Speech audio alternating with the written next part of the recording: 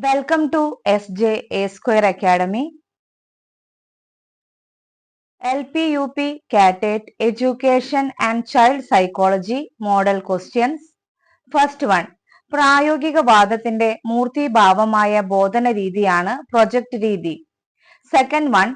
Process of education എന്ന കൃതിയുടെ കർത്താവ് Jerome S Bruner. Third one. ബുദ്ധിപരമായ സത്യസന്ധത പാലിച്ചുകൊണ്ട് എന്തും ഏത് നിലവാരത്തിലുമുള്ള ആരെയും പഠിപ്പിക്കാനാവും എന്ന് അഭിപ്രായപ്പെട്ടത് ആര്? Jerome S Bruner. Fourth one. ഉൾക്കാഴ്ച പഠനം ഏത് മനഃശാസ്ത്ര ചിന്താധാരയുടെ സംഭാവനയാണ്? സമഗ്രതാവാദം, അതായത് ഗസ്റ്റാൾട്ടിസം. Fifth one. ആശയ സമ്പാദന മാതൃക ആവിഷ്കരിച്ചത് ആര്? Bruner. Sixth one.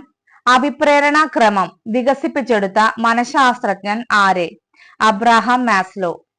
Seventh one. പിയാഷയുടെ അഭിപ്രായത്തിൽ പുതിയ അറിവിനെ ചിരപരിചിതമായ അറിവുമായി കോർത്തിണക്കുന്ന വൈജ്ഞാനിക പ്രക്രിയയാണ് സ്വാംശീകരണം. Eighth one.